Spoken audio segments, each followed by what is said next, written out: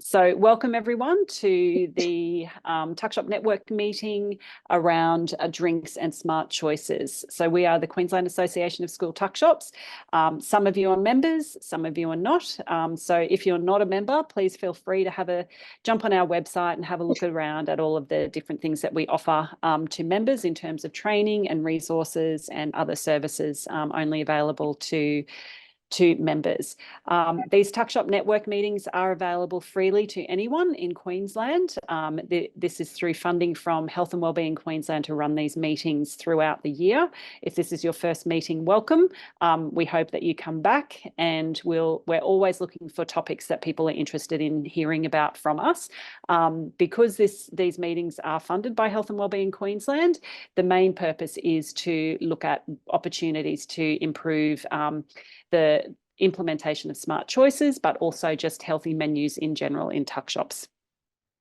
So as I said, today we're talking about drinks and smart choices, what the smart choices strategy says around what drinks can and should be served in a school tuck shop, and some of the evidence or the rationale behind the policy decisions in that strategy. So before I get into everything, I just want to acknowledge the traditional owners of the land on which we meet today. And there are people joining us from lands across Queensland, traditional owners and custodians across Australia, and their connections to land, sea and community. We pay our respects to elders past, present and emerging, and extend that respect to all Aboriginal and Torres Strait Islander peoples today. We recognise that Aboriginal peoples and Torres Strait Islander peoples each have their own unique languages, beliefs, cultural practices, traditions, and diversity within each culture.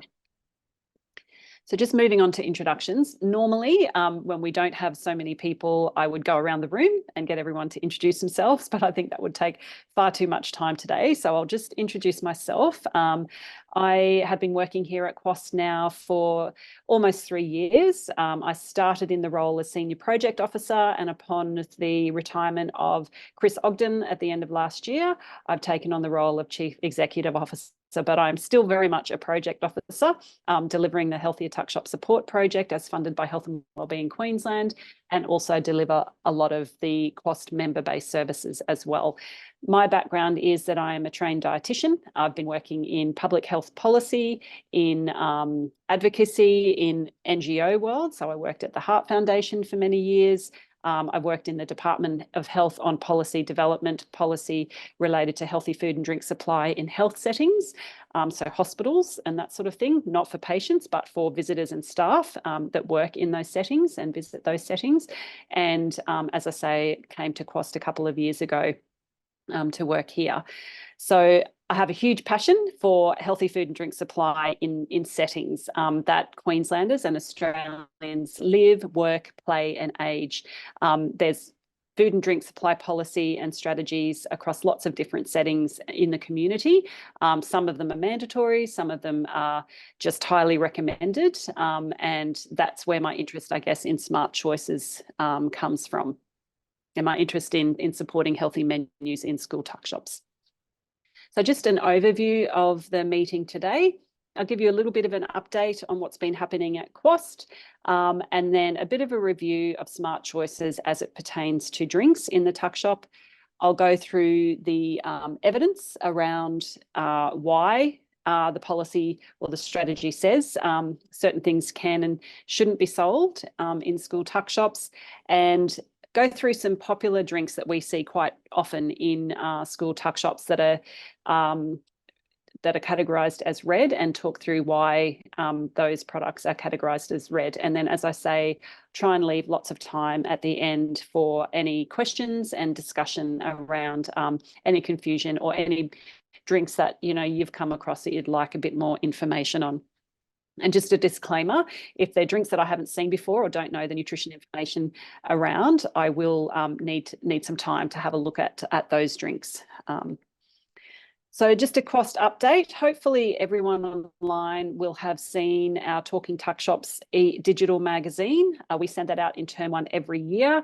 Bumper edition this year, I think it was 24 pages or maybe even more, with lots of great information on what we do to support Queensland School Tuckshops, and lots of information on healthy menus and what's been happening with our organisation. We also have a new trainer delivering our food safety supervisor course. That course is a registered, needs to be delivered by someone who has credentials in training and assessment, because it's a credentialed course, and Karen has a background in nutrition and she has worked in the university sector delivering training. So very highly qualified for that role. Our food safety supervisor course has been highly popular since the change in food standards last year. So if you haven't done that course recently and you're planning to, you'll meet Karen in good time. We also announced that we got another 12 months of funding from Health and Wellbeing Queensland for the Healthier Tuckshops support program. So the current funding finishes at the end of June, and then we'll start another 12 months of that project from 1st of July. And in other news, we're meeting with the Minister for Education in the middle of March, and that's an opportunity for us to advocate on behalf of school tuckshops. So if there's any topics that you would like us to bring to the attention of the Education Minister, feel free to contact any time, and we'll have a think about if we can bring those up with the Minister. It's only 1 hour and we've got lots to talk about there, so looking forward to that meeting. We also have quite a lot of training coming up. So we still have, the Monday, 26th of February Food Safety Supervisor course. That was yesterday, so that one's in the past, but we have 3 more courses up until the school holidays at Easter. So if you are intending to do that course, it would be good to book in as soon as you can, because the places do go very quickly.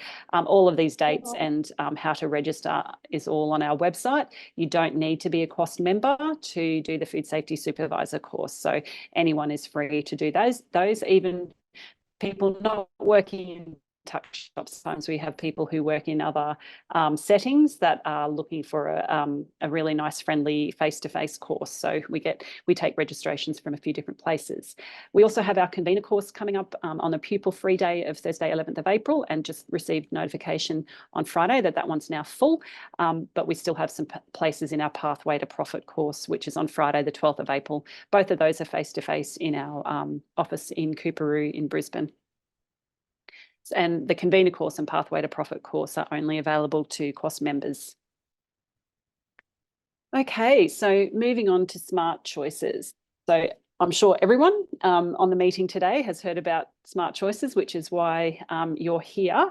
It's a Department of Education strategy, and implementation of that strategy is mandatory. And I know that there's a bit of confusion even to that point out there about whether it is a requirement.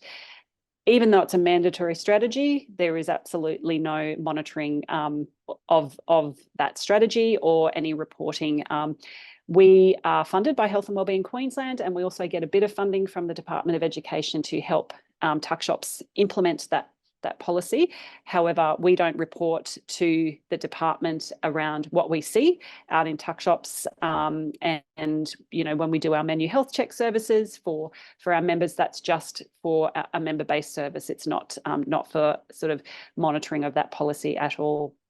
The policy was written in 2006-07, and I was actually involved in the development of that policy when I was working at the Heart Foundation, because lots of different stakeholders were consulted on what they would like to see around these settings-based policies for both health services and schools, and also sporting clubs. The Ready Reckoner part of the policy was updated in 2016, and then different parts of the policy were last updated in 2020 to make them a bit more consistent with the Australian dietary guidelines. So the nutrition side and the food-based guidelines side of Smart Choices is based on the 2013 Australian dietary guidelines. So you may be thinking, well, that's quite old, and you're very right. The Australian dietary guidelines released in 2013, they're currently under review. So the timeline keeps blowing out, as all government processes do. They were announced, the review was announced in 2020 with the original intention of having the updated guidelines available 2024 this year, but that's now blown out to 2026. And no doubt we'll probably see another extension on that deadline. So look out for that. And we're hoping as an organisation that the update of the Australian Dietary Guidelines will absolutely prompt an update of the Smart Choices strategy, because really, even though it's been updated 2016 and 2020, the main part of it was written in 2007. And so it would be really great to see an update for that strategy. One of the reasons we'd like to see an update of the strategy is because we know it's very poorly implemented across schools in Queensland, and we absolutely know that there's many, many reasons why it's difficult to implement that policy. And that's one of the reasons that we exist as an organisation, is to upskill tuck shops and P&C executives on implementing that policy as well as possible. We interpret the policy in terms of translation into the tuck shop setting. We provide support services and information, and we provide direct assistance to particularly members to implement that policy. Doesn't belong to us. It belongs definitely to the Department of Education. We're just here to help tuck shops actually do the best job that they can in terms of implementing that. And as I mentioned, we advocate for review and update of that policy to make it a better policy, more fit for purpose for the tuck shops of today, and also the evidence around food and nutrition since 2013 and since 2007, and also based on the pragmatic implications of implementation. So what the tuck shop context looks like, and what are the real challenges for tuck shops in terms of implementing the policy. Sorry, Rhonda's popping in and out regularly. She must have a poor internet connection where she is. Okay, so we're talking about drinks today. What does Smart Choices say when it comes to drinks? But first I wanted to have a bit of a think about, or talk about what are the things that tuck shops and P&Cs think about when they're choosing what to stock in a drinks fridge. So one of the things that you might be thinking about is the policy requirements. So that's what we're interested to hear more about today, but there's lots of other things that people think about. Whether you're a primary or a secondary school will play a role in the choosing which products to stock. Student preferences definitely will play a role, what they tell you they want, or they vote with their money and their feet in terms of what they're choosing to purchase from the tuck shop. Parent preferences may also play a role. You might be getting feedback from your parents about they want a greater range or they want more restricted range, that sort of thing. So it's always important, particularly in a primary school setting where parents are generally making the choices, to really listen to what the parents are wanting in the tuck shop. You might have a school administration that has very firm views about what drinks that they want to be sold in the tuck shop. So taking account of those views. You obviously need to know what's available from your suppliers. You can only sell what you're able to purchase yourselves, so that will play a role, particularly for tuck shops that are outside Southeast Queensland that may not have as ready, as great a range of supply as tuck shops in the Southeast Queensland corner. Student health might be a consideration for you, particularly, that's linked to the policy requirements, but you might also have, over and above the Smart Choices policy, you might have particular views on your executive or your parent population around the health of students. You also might be looking at profit potential, what you can buy drinks for and what you sell them for. What you have to sell them for to make a profit on some of those drinks might actually be the decision maker for you. You might also be thinking about the competition in terms of other food and drink outlets around your school, what the kids can buy or the students can buy outside of the school environment, and thinking about the competition for your sales in the tuck shop setting. Then you also need to think about what storage and display facilities that you have available. Some companies will offer a fridge, for example, if you buy their product. So that might be a good way to get a really affordable fridge or new piece of equipment in your tuck shop. I just wanted to open it up to the floor. Is there any other things that I've missed there that people are considering when they're choosing what to stock in their tuck shop. Just very quickly, if anyone wants to pop themselves off mute, if they've got any other additional things. Shelf life. Shelf life, yep. Yeah, so definitely for flavoured milks, that's a good one. Variety. Variety, yep.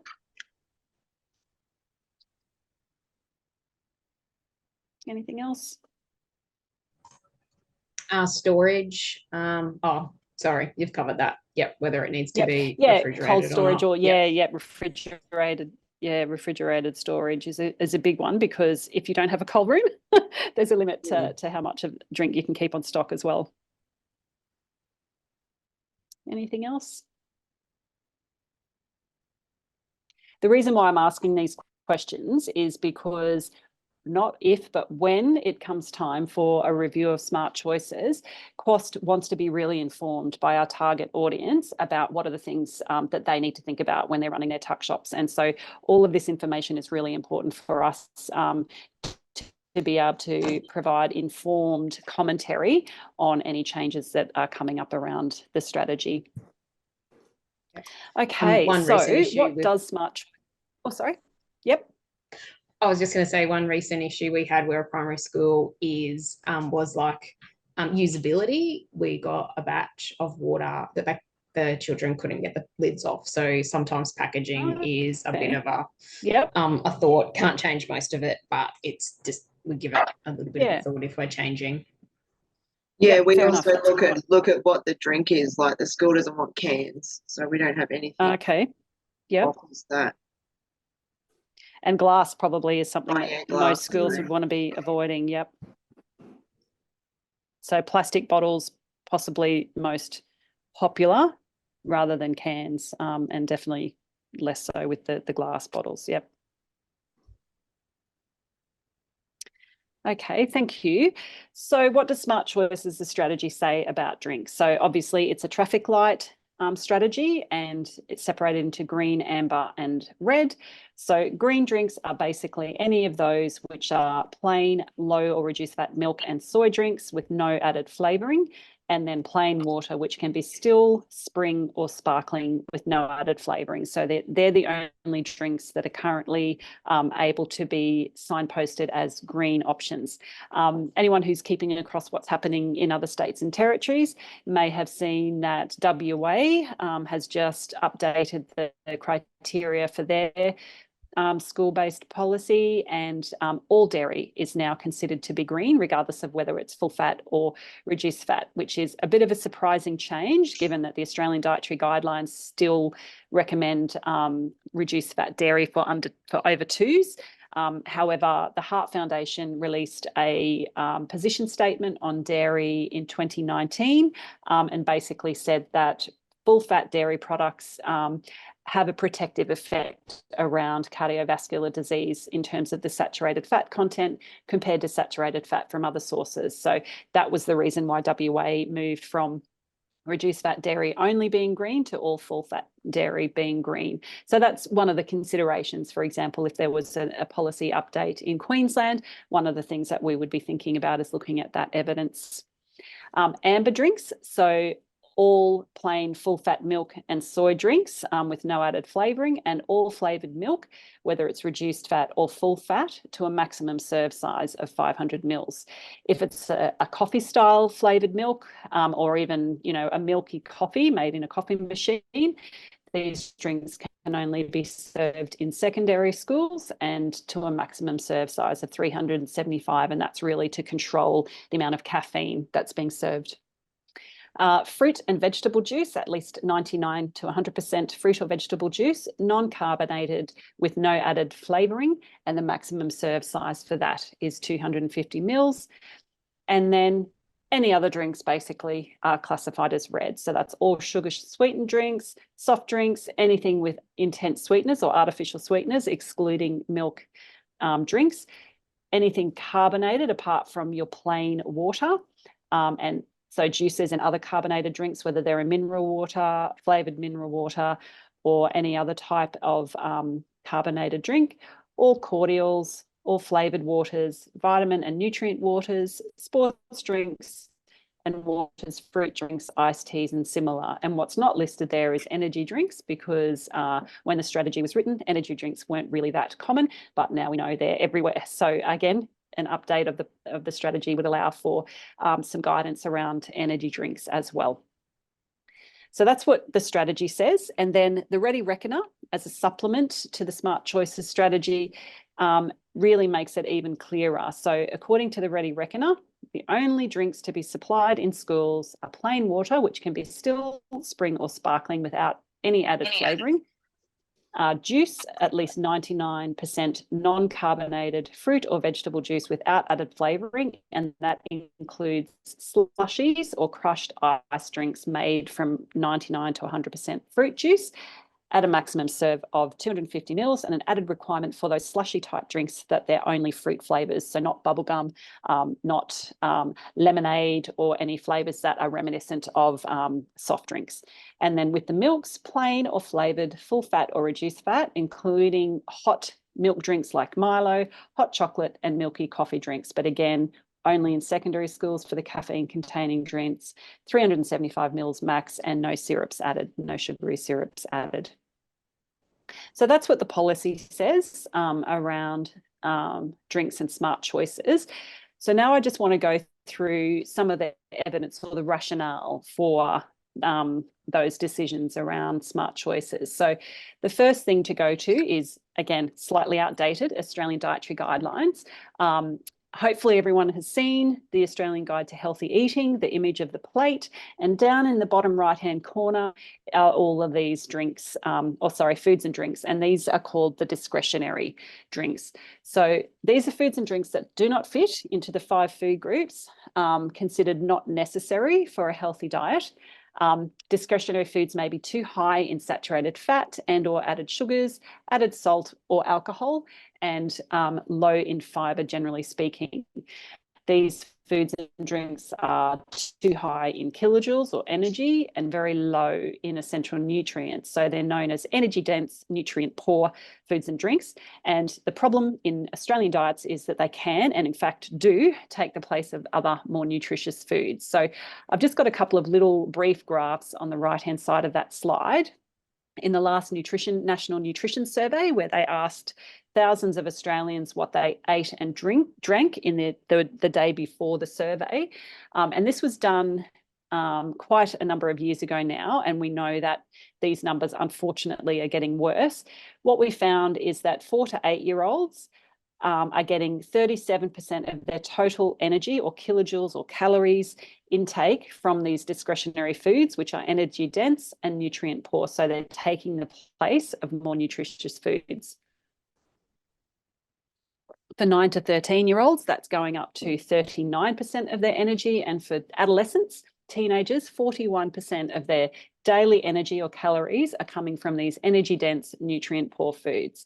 So that's a huge concern, and that's one reason why discretionary food and drinks generally are rated as red in smart choices, because they're not assisting children to meet their nutrient requirements. The other thing to note, especially around drinks and sugary drinks, is what the recommendations for the intake of free sugars per day. So free sugars are basically added sugars in our diet. Things like fruit juice and honey are also considered to be free sugars, as is added sugar that's added to any processed and packaged food. So just keep these numbers in mind as I'm going through the rest of the slides talking about particular drinks. So 4 to 6 year olds, it's recommended that they should have no more than 19 grams in total of free sugars in their diet each day.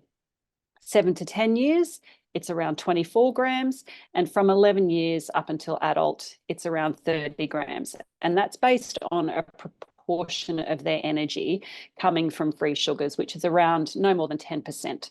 So that's where those numbers are from. And like I say, just keep that in mind as I go through the next few slides. Just a little note on artificial sweeteners.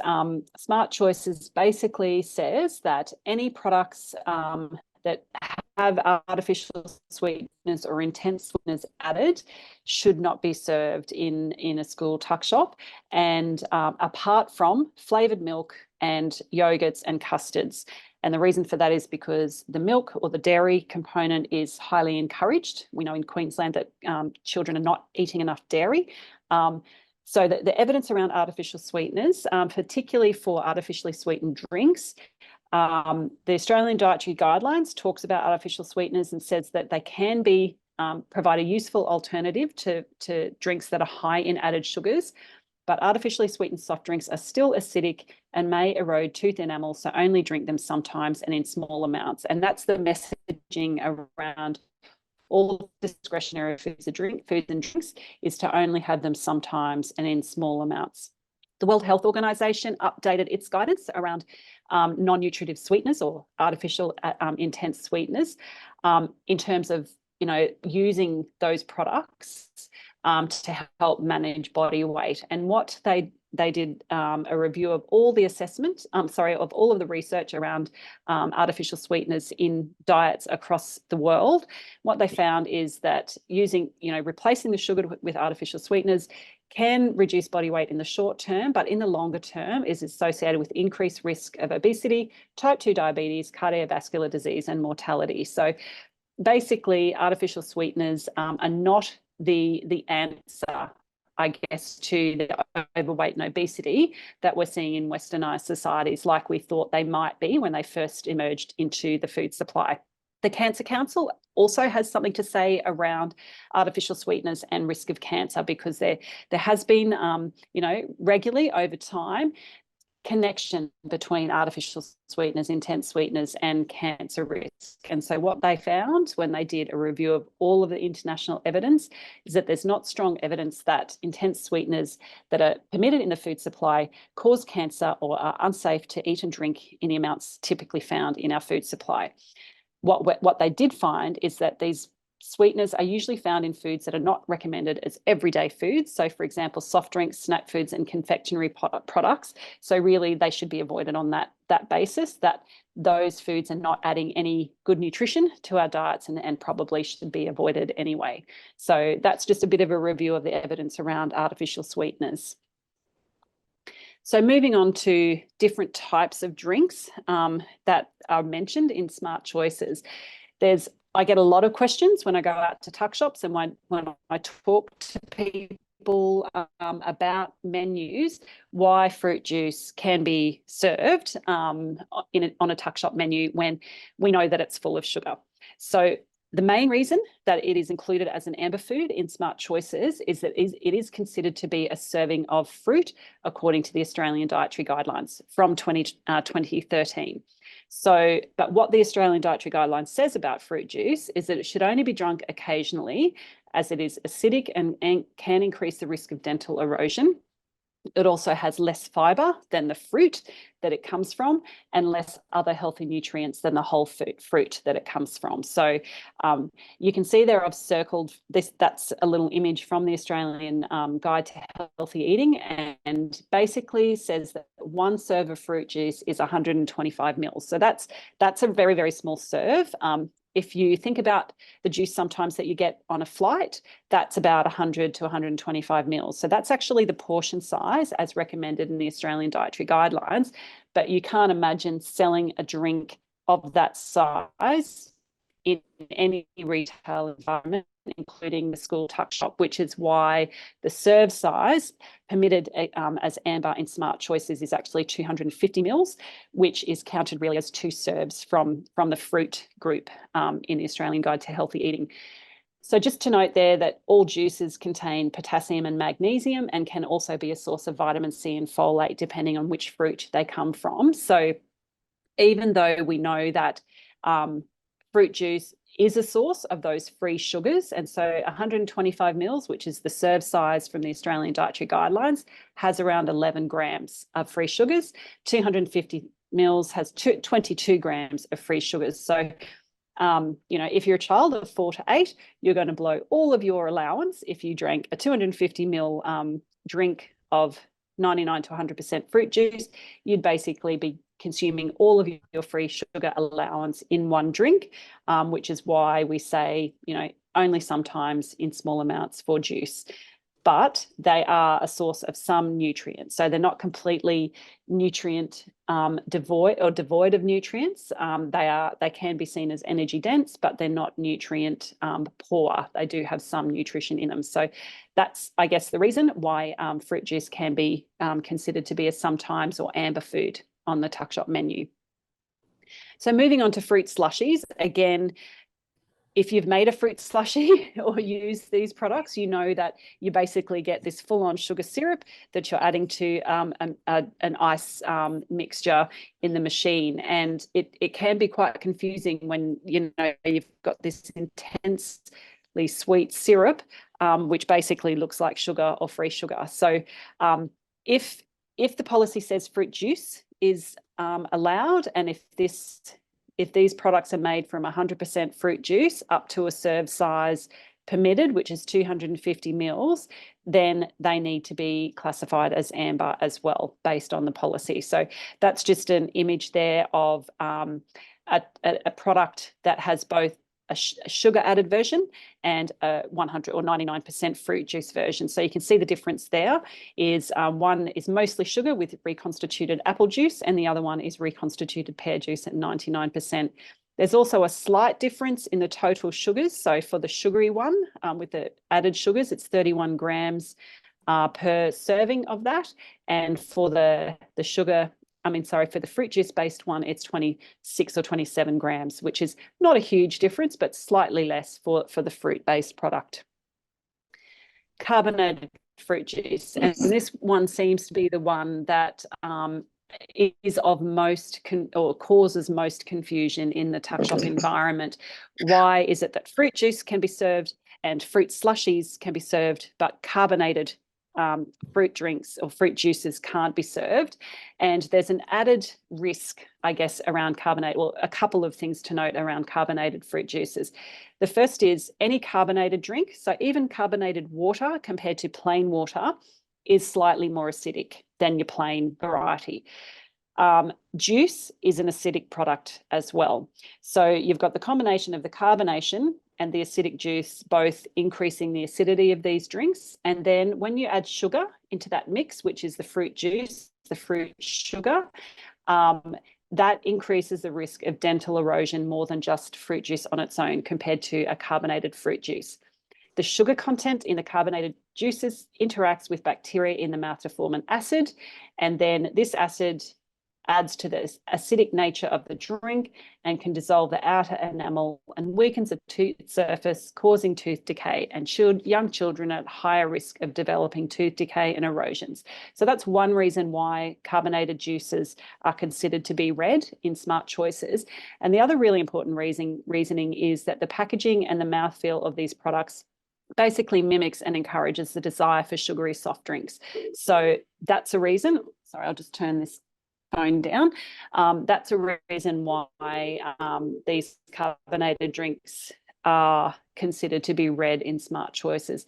The other thing to note is that they are slightly higher in the free sugar content compared to 100% fruit juice. So 100% fruit juice is around 22 grams of free sugars, whereas these products are 27, so a little bit higher in total sugar content.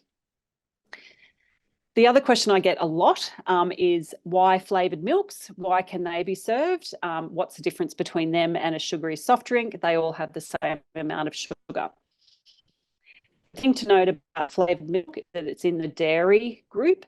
And we know, for example, that Queensland children are not eating enough or drinking enough dairy in their diets. And so, for example, teenage girls, 90% of teenage girls do not get enough calcium in their diet every day, and flavoured milks can be contributing to calcium intake for Queensland students. I'm just going to, oh no, the phone's finished. No, I'm just doing this.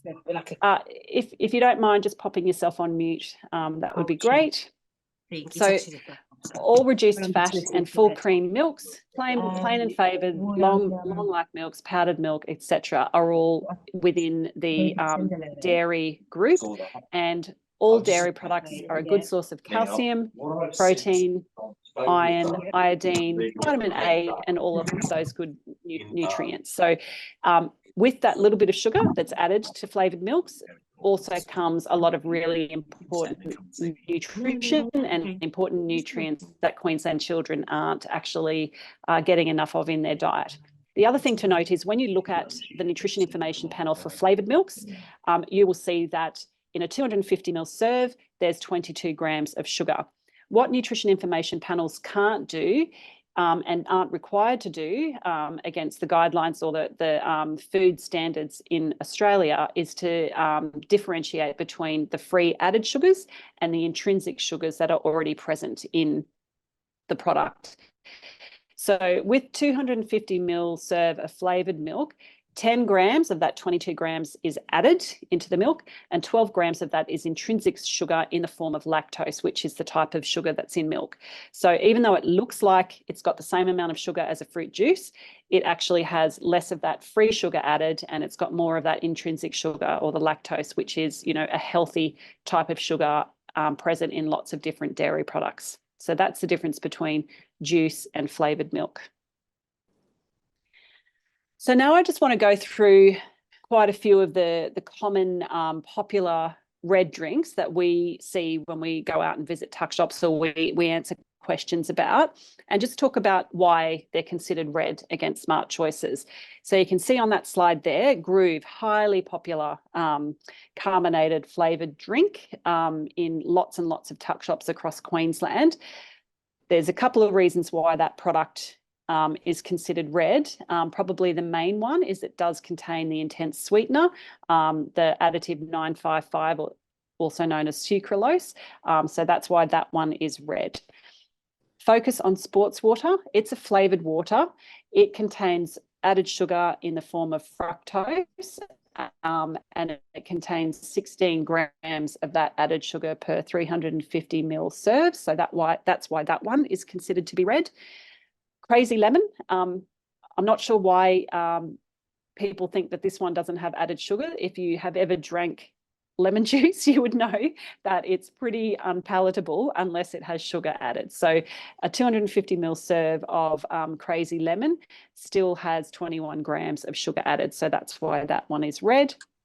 And then Deanne, yes, because the reps tell you there's no added sugar.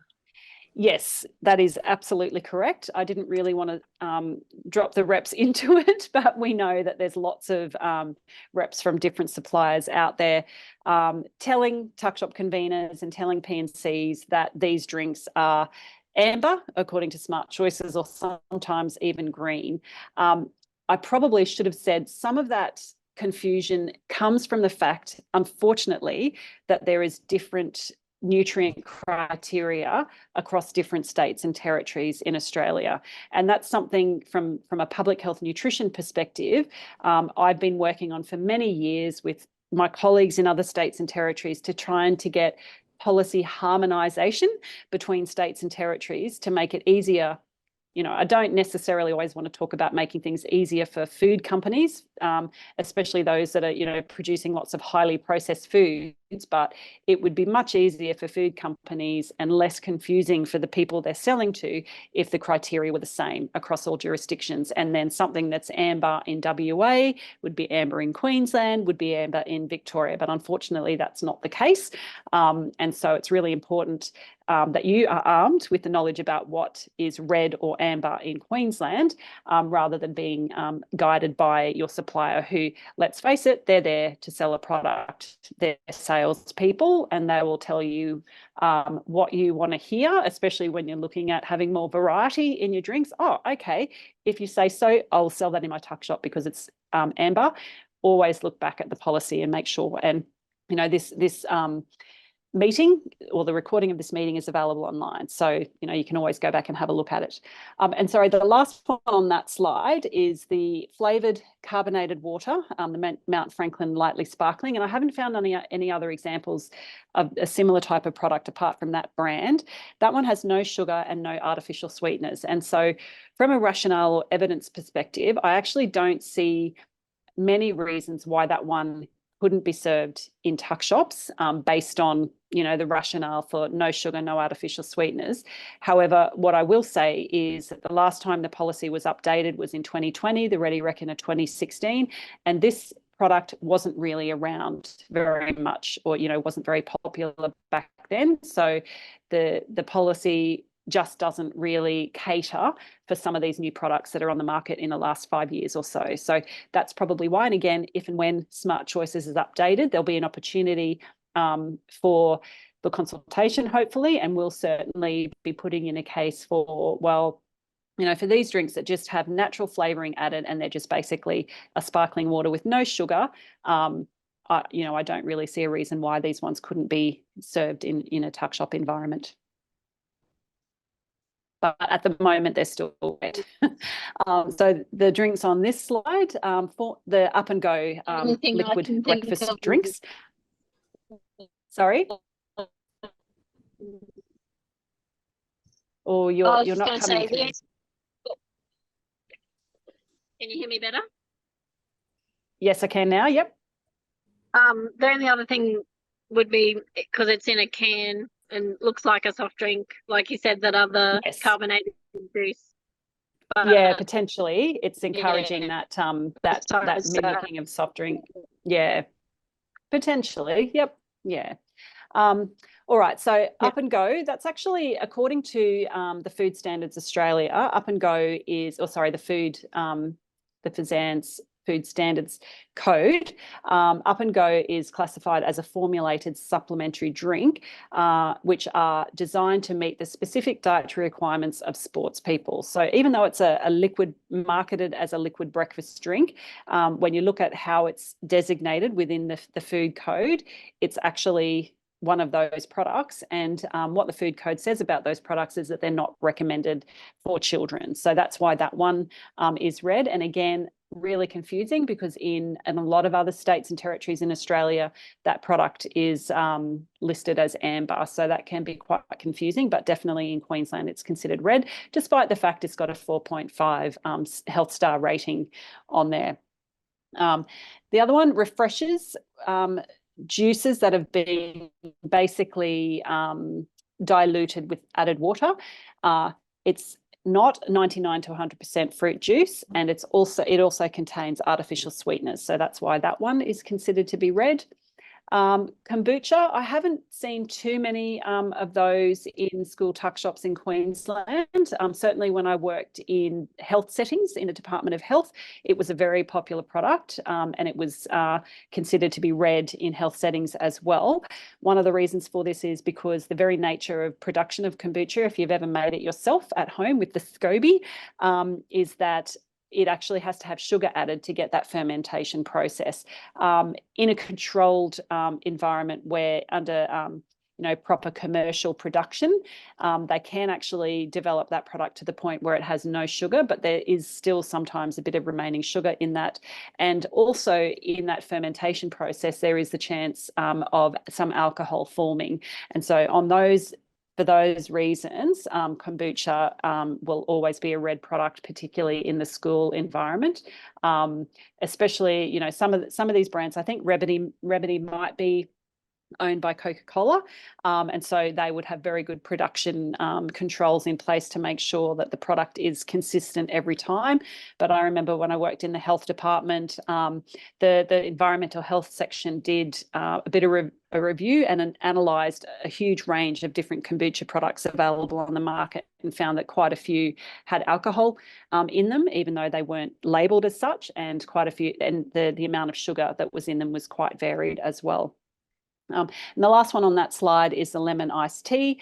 It has less sugar than other types of sugary drinks, but it still has a decent amount of sugar per serve, and also a lot of the products have artificial sweeteners added, so that's why that one is considered to be red. So that was all I had in terms of my presentation today. I just wanted to hear from the group if there's any other red drinks that you are selling in your tuck shops at the moment, or not necessarily red. If you're concerned or you've got questions about particular drinks that you want to sell or are selling, let me know. So this is your opportunity to bring those forward, and we can have a talk about it.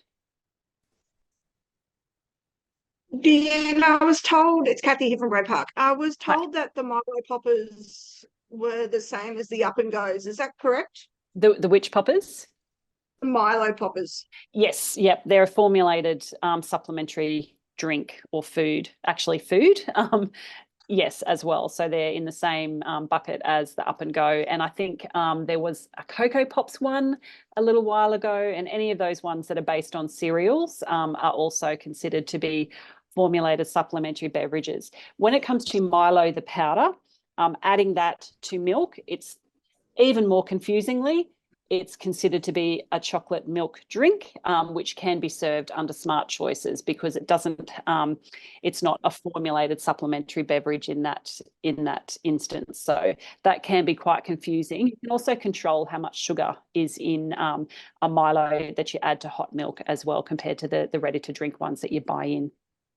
Yeah, we were making them ourselves, but just enough to kind of colour the milk. So Yep. I just wanted to check whether there'd been any update as to Yeah, whether no. they were different to the others or not.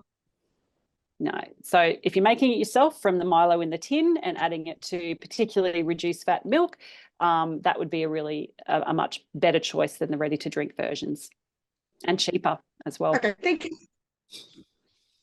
Any others? Anyone? Sorry, Diane. Yep. Lactose-free milk, is that okay? Yes. Yep. So lactose-free milk is basically produced for people who lack an enzyme in their gut called lactase, and they can't break down that lactose. And so those milks already have been processed to break down the lactose, so it doesn't cause the symptoms for people who are lactose intolerant. Yes, I've been serving that rather than full cream because we have a lot of kids that are lactose intolerant. So, yep. So that I don't have to keep track. I mean, the kids don't care, but I just usually add it just to the Milo. That's all they really use it for. Oh, yeah, great. that's fine. Nice. Nutritionally speaking, it's the same as normal milk, except that the lactose has been broken down. Yes. Yeah. Yes. What about break? No, you go. Oh, sorry. What about Breaker? The flavoured milk? Yes. Are they high they're high in sugar, aren't they, though? Well, they've got about the same as other types of, I mean, I guess different brands of flavoured milks will have different levels of sugar that they add because they all want to taste slightly different to each other, but they're considered to be amber in Smart Choices up to a serve size of 500 mils. So, you know, if a food rep is trying to serve you the 600 ml bottles, say thanks but no thanks. We'll have ones that are under the 500 mils. Yes. Excellent. Thank you so much. No worries. Hi, it's Paula from Springwood High here. Hi.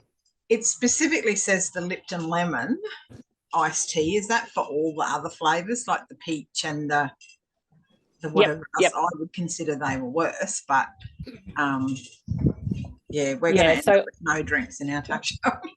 Yeah, I know. And Smart Choices is really restrictive when it comes to drinks. There's no getting around that. And, you know, it's, as I've said, it's not a monitored policy or strategy. And there's a lot of considerations that go into what you're stocking in your tuck shops. But this meeting is all about sharing the information about what is considered red or amber or green according to the policy.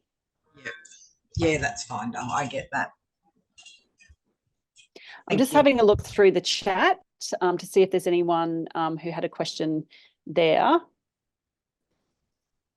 So what about mineral water? Mineral water, if it's plain with no flavouring added, it's fine. I mean, that would just be called sparkling water. But any flavoured mineral waters, regardless of whether they're flavoured with no added sugar and no artificial sweeteners, or flavoured with added sugar, or flavoured with artificial sweetener, all mineral waters would be considered red under Smart Choices. Okay, and that'd be the same with just your spring water if it was flavoured? Yes, if it's flavoured, yeah. Okay. Sorry, can I ask another question about the Crazy Lemon? Yep. It's not allowed and it's only got 21 grams of sugar, but fruit juice for the same size is allowed 22 grams. How does that work? So that is because fruit juice has some other nutrition in it, and it's considered to be a core food according to the Australian Dietary Guidelines. And, you know, the serve size in the Australian Dietary Guidelines is 125 grams or 125 mils.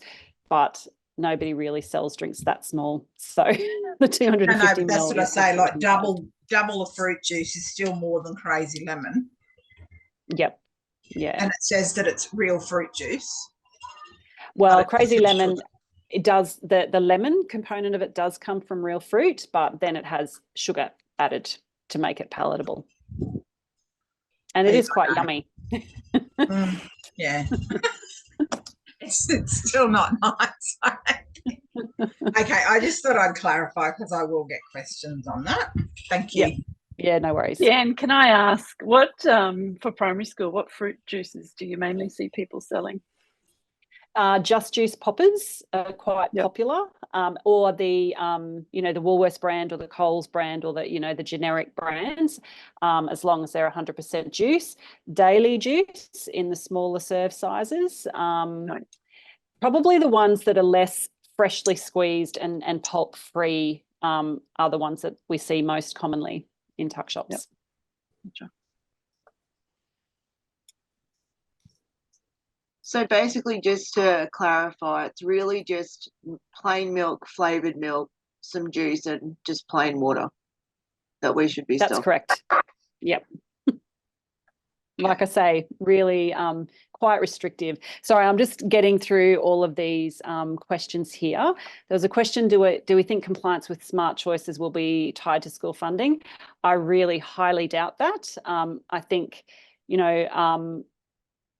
schools have enough going on in terms of educating their students and making sure that mental health and well-being is being addressed and teaching and learning is being addressed. I don't think healthy food and drink will ever be pushed back on schools as a requirement so much. I mean, we would love to see more accountability around implementation of the policy, but I think that should come after the policy has been reviewed and everyone has an opportunity to provide feedback on, how to make it easier for schools to implement.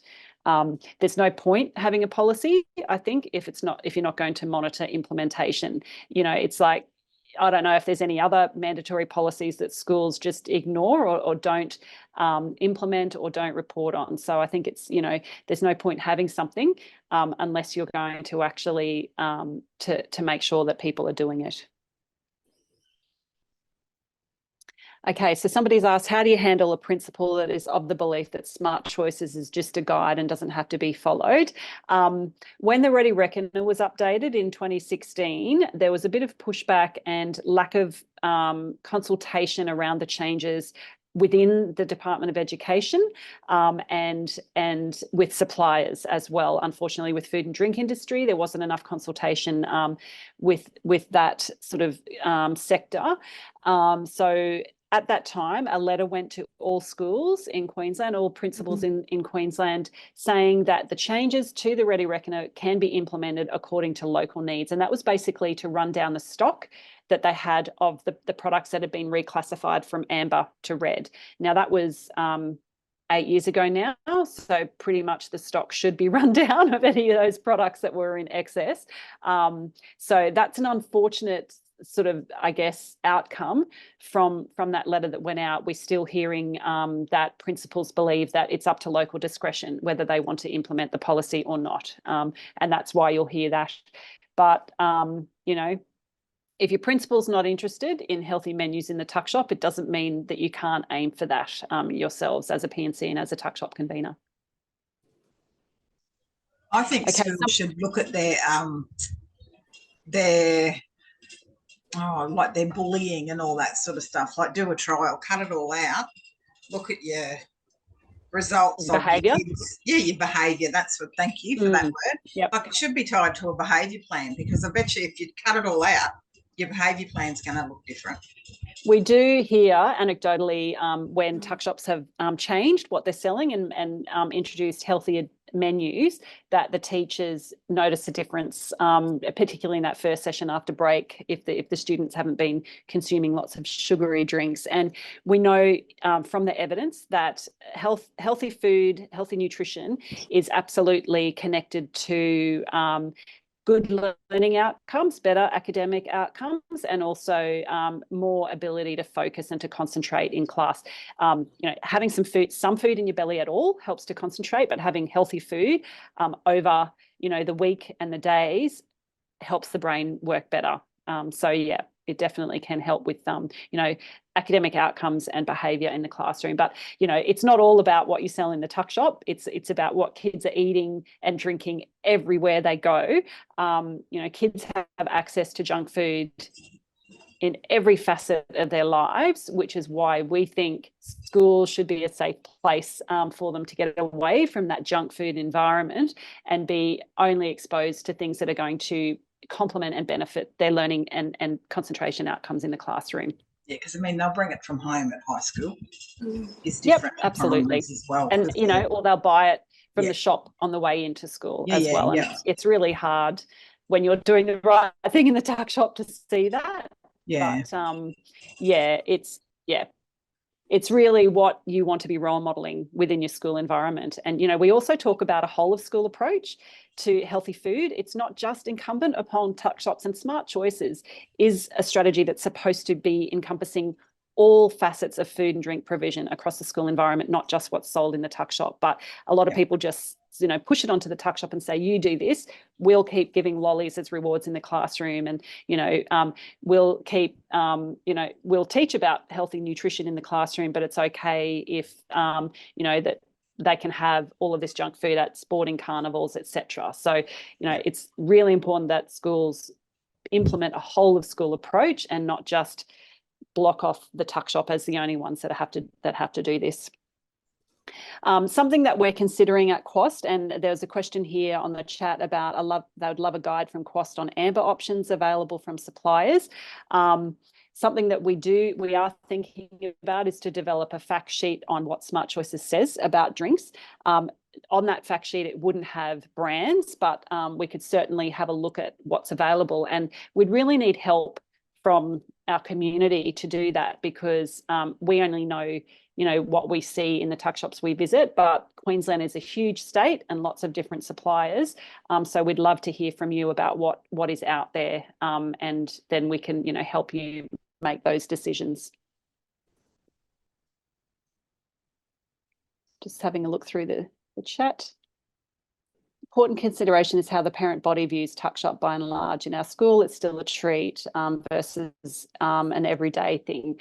And yeah, there is definitely that perception. I mean, we're all of a certain generation ourselves. And when we went to school, tuck shop was a treat, and there wasn't the ubiquitous plethora of junk food available everywhere we went as children. But that's a situation that our children these days are faced with, is when they leave school, they go to swim club and there's junk food there, and then they go to Bunnings with their dad on a weekend and there's a sausage and a soft drink there, and then they go out for dinner as a family and kids' menus are just all junk. So, tuck shop doesn't need to be a treat these days, because kids are accessing these treat foods everywhere they go. They go to a service station to fill up and they want lollies and they want the Slurpee, and they go to the cinema and they go to the stadium to watch their favourite sports team, and it's just junk everywhere, which is why we say, schools should be a safe space away from that fully junk food environment that kids are exposed to in the rest of their lives, and be, given opportunities to eat healthy food that is going to help them learn better in the classroom. Okay, so we've just gone over time. Were there any other pressing questions that anyone had before we sign off? So how do you check? Sorry, you go. No, go on. How do you check if a drink is acceptable or not? You can ask us if you're not able to make that call yourself, but going to the Smart Choices strategy and having a look at what it says in the Ready Reckoner is probably your first point of call. But if that isn't being clear to you, then you can certainly give us a call anytime and we can give you that advice. Okay, thank you. Oh, hi, it's Esther. I just wanted to know, will there be any seminars like this one on like pastries and things like that, or do you do that type of thing? We certainly can, and like I said at the beginning, I was actually quite surprised at the interest in this topic, but obviously it's something that's very confusing. And so certainly, you know, we can talk about amber foods potentially, you know, what makes an amber food, the nutrient criteria, that sort of thing. It can get a little bit technical, but yeah, I do feel like there's appetite out there to learn more about how to make those calls in the tuck shop when, you know, you're busy, busy enough as it is without having to be looking at, you know, the nutrition information panel of every product that comes across your desk. Just a bit of a guideline, you know, to see where everybody else is at as well. Yep. So it'd be handy. Yeah. Okay. No worries. Does it tell you how often an amber food should be, like, you know, your red foods are obvious, but and your green foods, but your amber foods, like, is there anywhere in those guidelines that it tells you, like, you know, an amber food can be served once a week or? Not really in terms of frequency on the menu, but what it does say is that amber foods should not dominate. And so we interpret that when we do our menu health checks, which are based on the benchmarks in Smart Choices, is that green food should be at least 50% of your menu. So by green foods being 50%, you're not having amber foods dominate. So that's sort of how we would approach that. Okay. I know and in WA. Go for drink as well? Sorry? What, like, does that go for your drink as well? So if you still have, like, one carbonated water or your lemon, you know, iced tea, for instance. Yep. But everything else is right. Like, Yeah. So, you know, you would want, that's right. So red drinks. Answer my own question. Policy. Right.